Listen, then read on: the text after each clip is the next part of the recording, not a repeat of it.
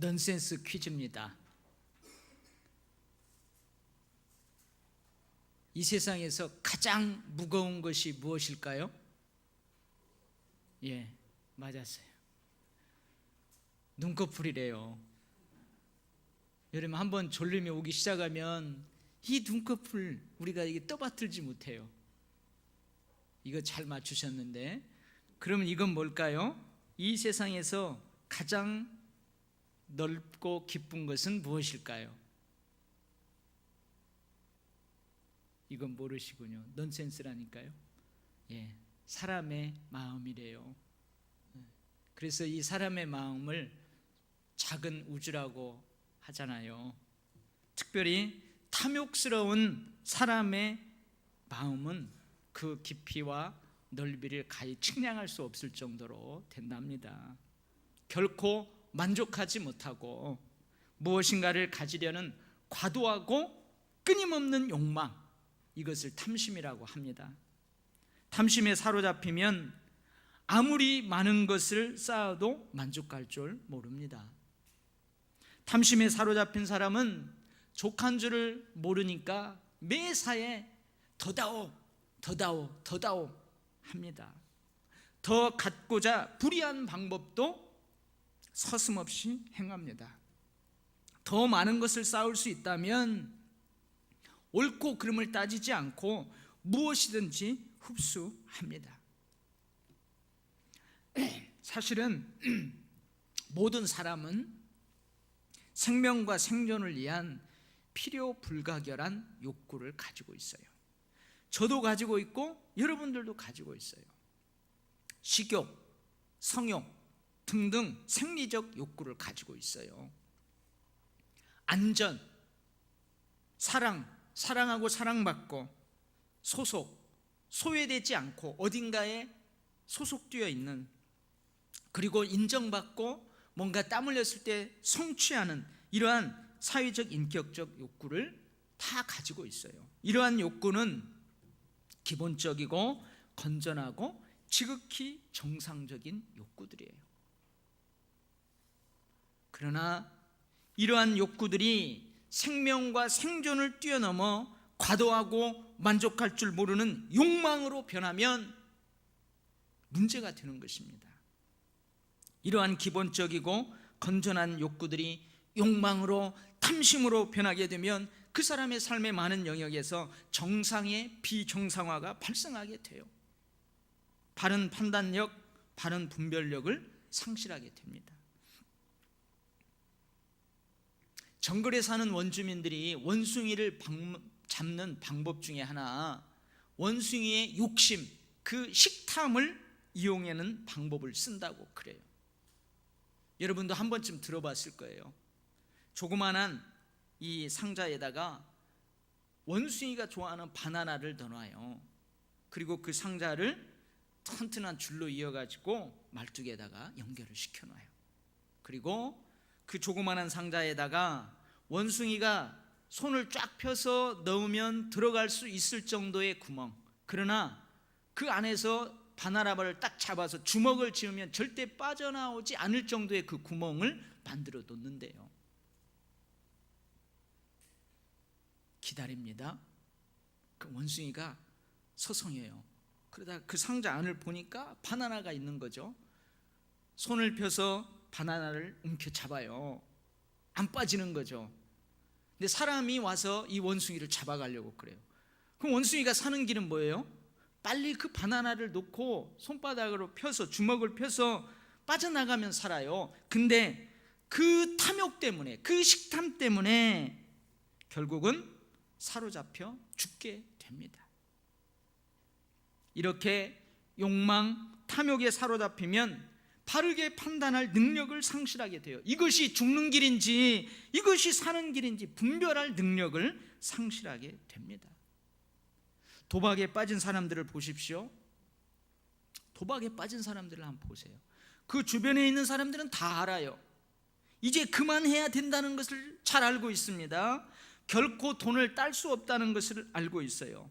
결코 본전을 되찾지 못하고 더 깊이 빠져만 간다는 것을 잘 알고 있어요. 결국은 패가망신하게 된다. 그런데 누구만 몰라요? 본인만 몰라요. 과도한 지나친 욕심에 사로잡힌 그 사람은 바르게 판단할 능력이 없습니다. 분별력이 없어요. 욕망, 탐욕에 사로잡혀 자꾸 뒤돌아보면, 자꾸 뒤돌아가면 결국 롯의 아내처럼 소금 기둥이 된다는 사실을 몰라요. 이것이 탐심에 사로잡힌 사람의 비정상화의 모습이에요. 위의 것을 생각하지 못합니다. 지금 가을이죠. 가을이 되면 깊은 산속에 큰 상수리 나무 아래에 그 온 땅을 덮을 정도로 상수리가 떨어져서 수북이 쌓여요. 그 상수리를 멧돼지가 좋아한답니다. 정신없이 허겁지겁 땅에 떨어진 상수리를 먹어요. 금세 멧돼지 몇 마리가 땅을 덮은 상수리를 다 먹어 치워버립니다. 그리고는 이들은 만족할 줄 모르고 더 먹고 싶어서 계속해서 어떻게 해요? 땅을 파요. 땅을. 왜 그래요? 멧돼지들은 상수리가 나무 위에서 떨어진다는 것을 몰라요. 그래서 땅에서 나오는 줄 알고 계속해서 땅을 파헤치는 거예요. 탐심에 사로잡힌 사람도 마찬가지예요. 앞을 보지 못해요. 삶의 끝을 보지 못해요.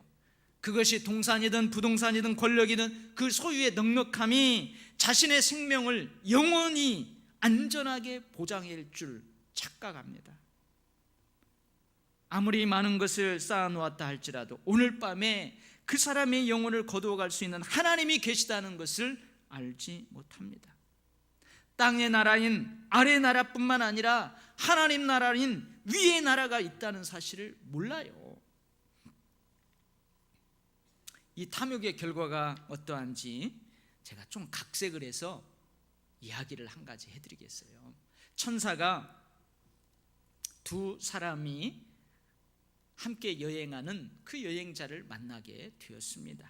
두 사람은 친한 동료예요. 근데 한 사람은 탐욕, 욕심이 너무너무 많은 사람이고 다른 한 사람은 시기, 질투심이 너무너무 많은 사람이에요. 여러 날을 이 두 사람과 함께 여행을 하게 됩니다. 천사가.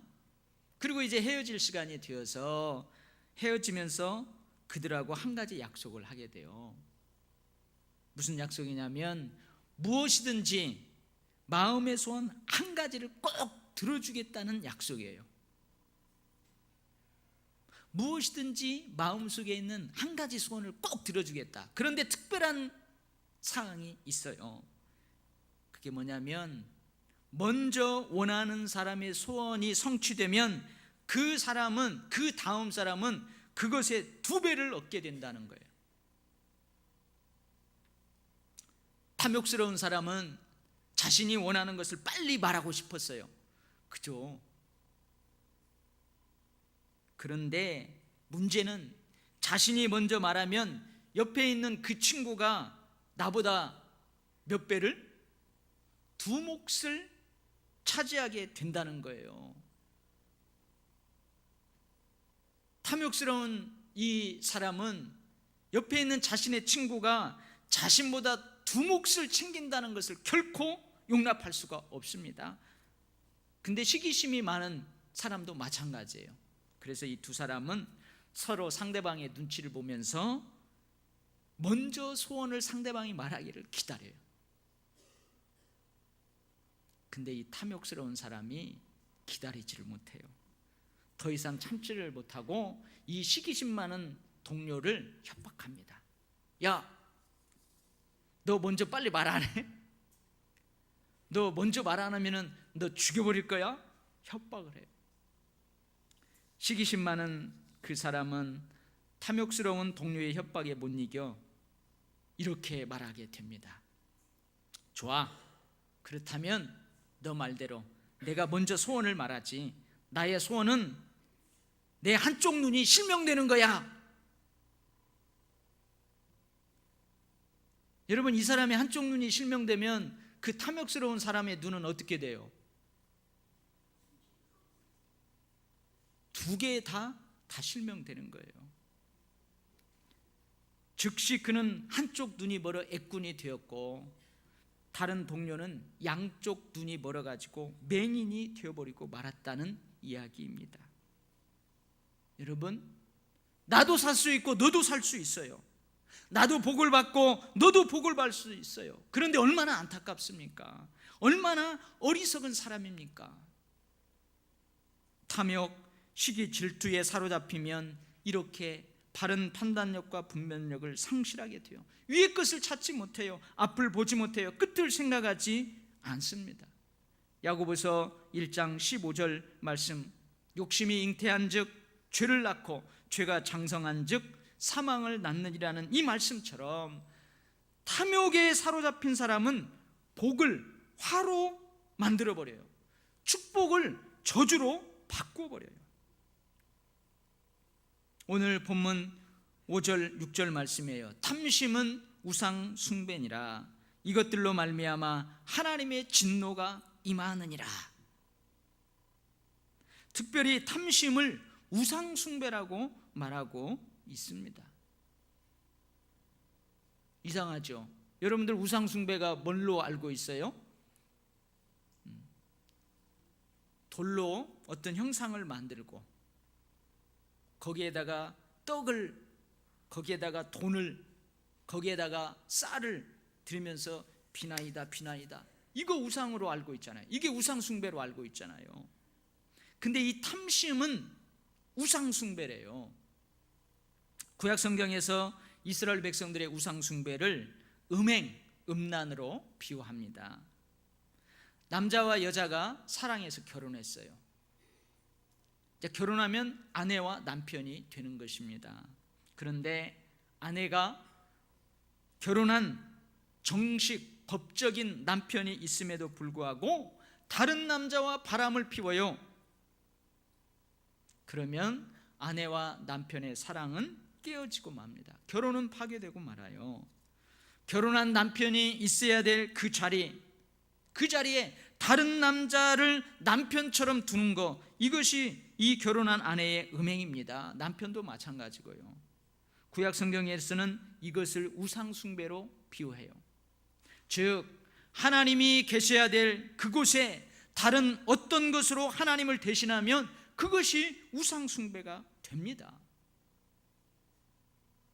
탐심이 우상 숭배인 것은 탐욕스럽게 가득 쌓은 그것을 하나님의 위치에 놓기 때문에 그래요. 하나님께서 나의 삶의 주인이셔야 합니다. 나는 하나님의 다스림을 받아야 돼요. 그런데 탐욕스럽게 가득 쌓은 물질이, 권력이 나의 삶의 주인입니다. 그것이 나를 지배해버려요. 그것에 의해서 내가 다스림을 받게 돼요. 썩지 아니할 하나님의 영광을 썩어질 벌레와 같은 영광으로 바꿔버려요. 내가 물질을 다스려야 됩니다. 내가 물질을 관리해야 돼요. 그런데 오히려 그것들이 나를 다스려버려요. 오히려 그것들이 나를 지배해버려요. 그러니 탐심은 눈에 보이지 않는 하나님께서 가장 싫어하는 우상 숭배입니다. 하나님의 진노를 가져다주는 무서운 우상 숭배예요. 그래서 예수님도 그러잖아요. 물질과 하나님을 겸하여 섬길 수 없느니라.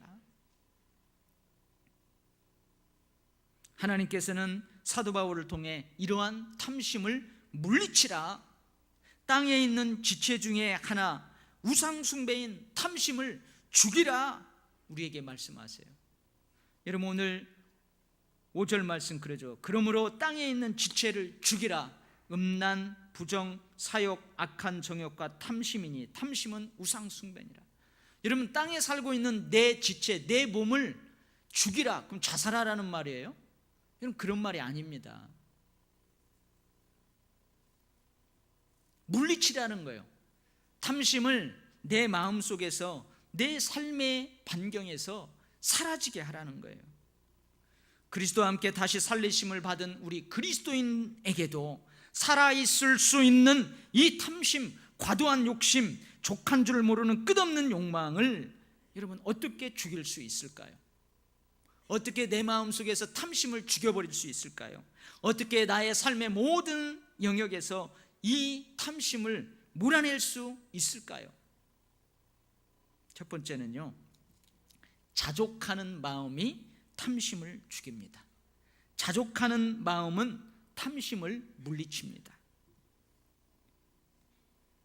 사도 바울은 예수님을 만나기 전에 누구 못지않게 풍족하게 살았을 것이라고 추측할 수 있어요. 근데 그렇게 추측하는 근거가 있습니다.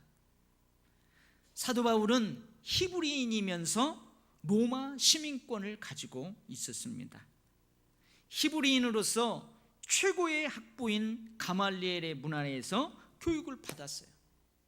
로마 시민권자로서 헬라 문화와 언어에도 아주 능통했던 사람이에요. 당시 유대인들의 최고의 권력기관인 사내드린 공회의 총애를 받는 사람이었습니다. 이런 점으로 미뤄보아 그는 누구 못지않게, 어느 가문 못지않게 잘 살았을 것입니다.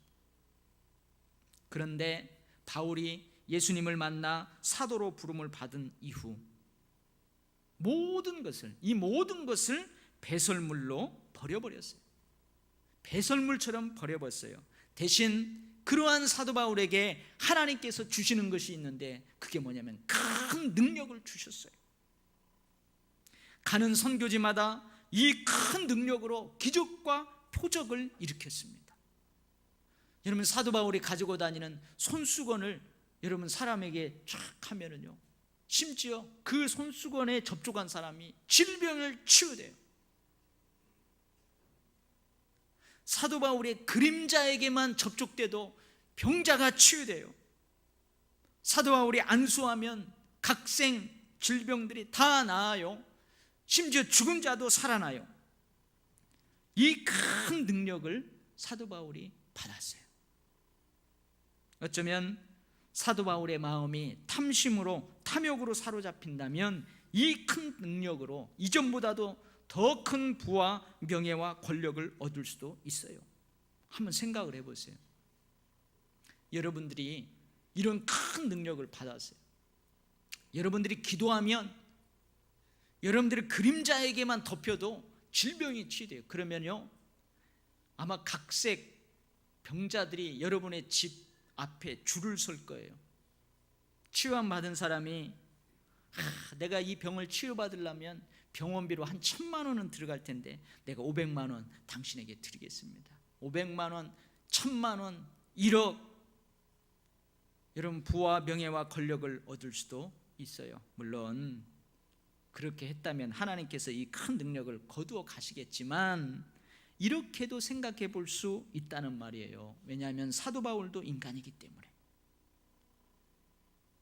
사도 바울도 인간이기 때문에 이런 탐심, 이런 탐욕이 생길 수도 있어요. 그런데 사도 바울은 이런 탐심, 탐욕을 싹부터 잘라버렸습니다. 물리쳐버렸습니다. 죽여버렸어요. 이렇게 탐심, 탐욕을 죽이고 물리친 것은 사도 바울의 뭐예요? 자족하는 마음이었어요. 빌립보서 4장 11절로 12절 말씀입니다. 내가 궁핍함으로 말하는 것이 아니니라.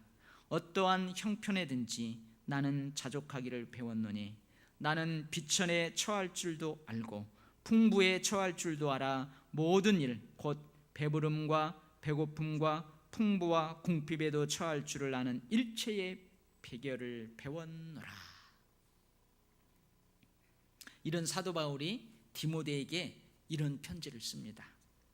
복음으로 낳은 사랑하는 아들 디모데야, 우리가 세상에 아무것도 가지고 온 것이 없다. 또한 아무것도 가지고 가지 못한다. 그러니 먹을 것과 입을 것이 있은즉 족한 줄 알아라. 탐욕스럽게 부하려 하는 자들은 시험과 올무와 여러 가지 어리석고 해로운 욕심에 빠지게 된다. 탐심은 그 사람을 곧 파멸과 멸망으로 빠지게 하는 것이다. 돈을 사랑함이 일만하게 뿌리가 된다.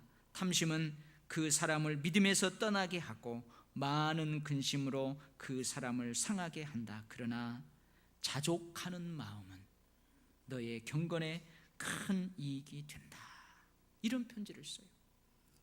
사랑하는 성도 여러분, 하나님께서 주신 것, 하나님이 주시는 것, 하나님이 주실 것에 감사하시기 바랍니다. 남들과 비교하지 말고 스스로 만족해 하십시오. 그러면 여러분의 마음속에, 여러분의 삶의 구석구석에 있는 탐심은 죽습니다. 탐심은 물러가게 되어 있습니다. 할렐루야. 두 번째는요, 나누면 탐심은 죽습니다. 나누면 탐심을 물리칠 수 있습니다. 하나님께서는 이스라엘 백성들에게 이런 명령을 하세요. 어떤 명령이냐면, 너희 땅에 곡물을 벨 때에 밭 모퉁이까지 다 베지 말며 떨어진 것을 줍지 말라. 그것을 가난한 자와 거류민을 위하여 남겨두라. 나는 너희의 하나님 여호와이니라. 여러분, 내가 200평, 1000평, 10,000평의 땅을 가지고 있어요. 거기에다가 많은 농작물을 심었어요. 거둡니다. 다 거두지 말래요. 모퉁이는 남겨두래요. 왜요? 그 성읍에 사는 나보다 가난한 자들을 그것들로 먹고 살게 하래요. 땅 한 평 없고 그러한 거류민들을 위해서 그것을 남겨두래요. 하나님께서는 이렇게 이스라엘 백성들에게 나눔을 생활화하라고 명령하십니다. 우리가 잘 아는 것처럼 이스라엘 백성들은 1년에 3번 어디로 올라와요? 예루살렘 성읍으로 올라와서 유월절, 오순절, 수장절을 지키게 되어 있어요. 그러니까 이 절기 때만 되면 그 좁디 좁은 예루살렘 성읍에 잠자리가 부족한 거예요. 순례객들이 와서 머물러야 될 숙소가 부족해요. 근데 이런 절기 때가 되면 예루살렘 성읍에 있는 많은 집들이 집 밖으로 흰 천을 내다 겁니다. 그 집 밖으로 흰 천을 내다 걸어요. 이 흰 천은 어떤 표시일까요? 이 흰 천이 어떤 표시일 것 같아요? 이 흰 천은 우리 집에는 거할 방이 있습니다라는 표시입니다. 이 집에서는 절기를 지키러 올라온 사람들이 최소한 3일을 머물 수 있도록 그 방을 내어줘요. 방값을 받지 않습니다. 순례객이 감사함으로 주면 그저 주는 거고, 그렇지 않아도 3일간 방을 내어줍니다. 이스라엘 백성들은 하나님의 명령인 이런 나눔을 생활에서 실천하였습니다.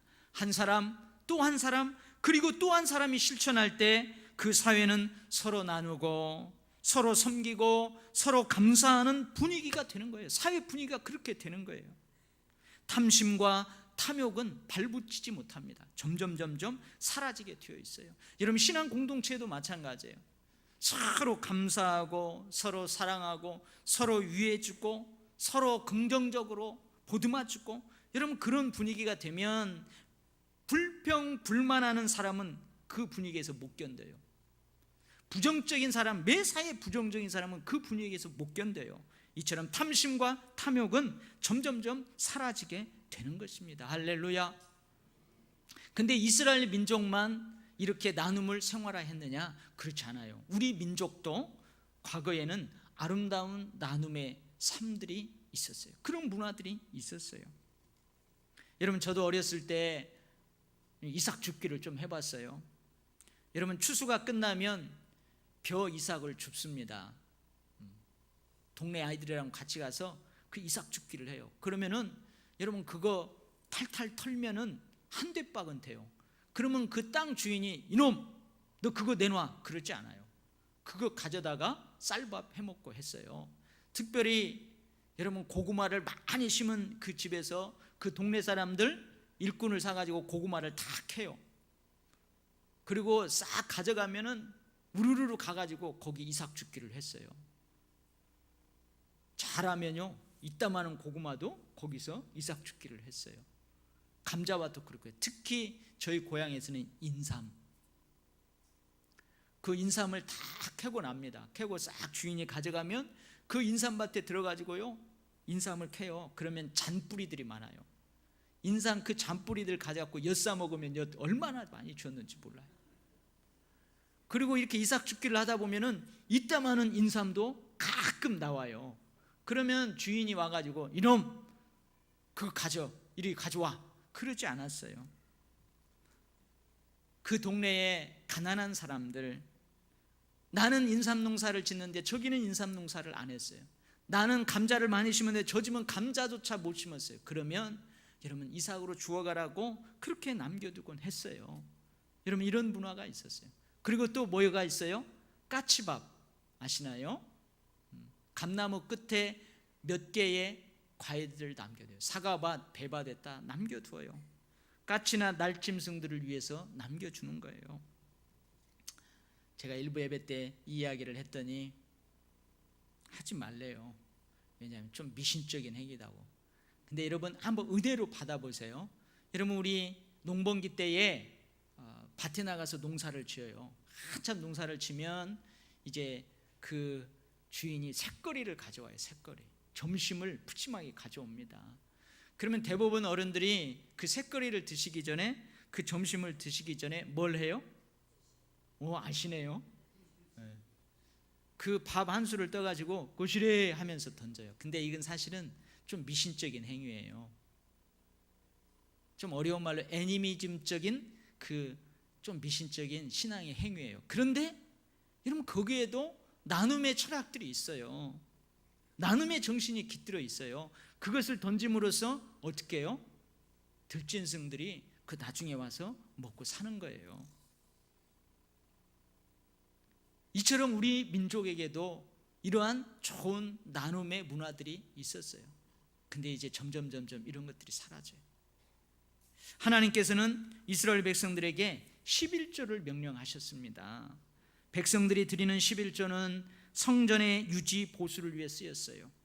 그리고 성전 제사를 위해 평생을 드리는 제사장과 레위인들을 위해서 쓰였어요. 그러나 이것만을 위해서 사용한 게 아니고 그 성읍에 사는 가난한 고아, 과부, 나그네를 위해서 쓰여지기도 했습니다. 그런데 하나님께서 명령한 이 11조의 용도만큼 더 중요한 게 있어요. 그게 뭐냐면 11조의 정신과 11조의 신앙이에요. 그 11조에 깃들어 있는 정신과 신앙이 더 중요해요. 여러분 우리들은 살아가면서 물질이 꼭 필요합니다. 맞습니까? 물질이 꼭 필요해요. 오늘 여러분 돈 없으면 여러분 운전하고 온 차 그 기름 어떻게 넣어요? 여러분 우리 돈 없으면 이 전기세 못 내요. 그러면 전기 끊겨요. 우리가 살아가는데 물질, 돈은 꼭 필요합니다. 여러분 물질 없이는 살 수 없어요. 그러나 11조를 하나님께 드림으로써 이렇게 선포하는 거예요. 나에게는 물질이 꼭 필요하지만 없어서는 안 되지만 난 물질의 노예가 아닙니다. 물질이 나의 하나님이 아닙니다. 물질은 내가 다스리고 관리해야 할 것이지 내가 숭배해야 할 것이 아닙니다.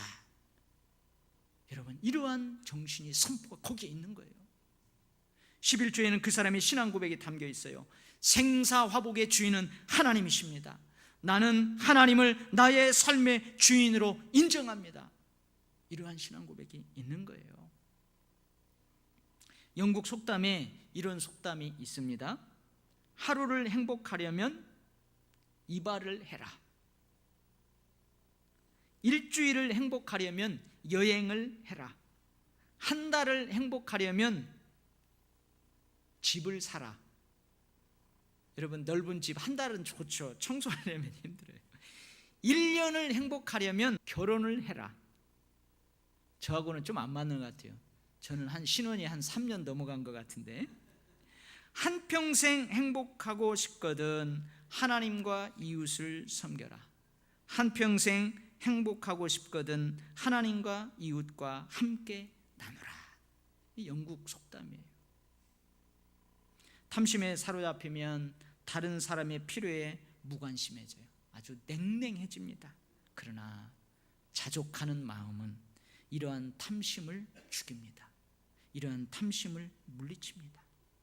하나님께서 명령하신 나눔과 섬김의 생활화, 11조의 정신과 신앙은 그 사람을 사로잡고 있는 탐심을 물리칩니다. 그 사회에 만연되어 있는 탐심을 점점 사라지게 만듭니다. 할렐루야. 이런 역사가 그리스도인인 나로부터, 여러분으로부터, 우리로부터, 우리 교회로부터 시작되기를 주의 이름으로 축원합니다. 아멘. 기도하겠습니다. 하나님 아버지, 우리에게는 거룩한 열정과 거룩한 욕심이 있어야 합니다. 그러나 만족하지 못하고 과도하고도 끊임없는 욕망에 사로잡히지는 않게 하여 주시옵소서. 욕망에 사로잡히면 우리의 삶이 뒤죽박죽 됩니다.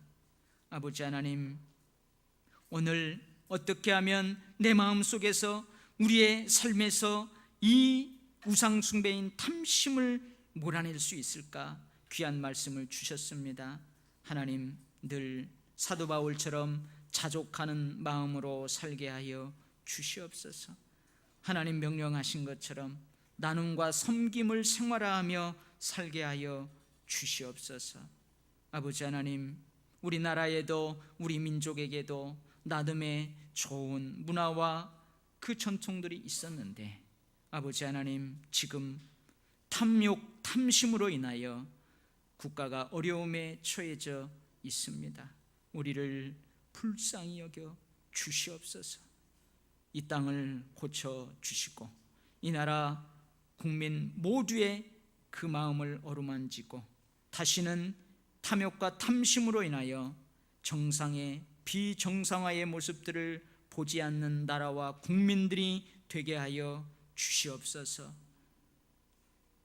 이 세상에 비치고 소금이고 그리스도의 향기인 우리들부터 탐심을 물리치고 나누고 섬기고 드리는 복된 삶을 살게 하여 주시옵소서. 예수님 이름으로 기도하옵나이다. 아멘.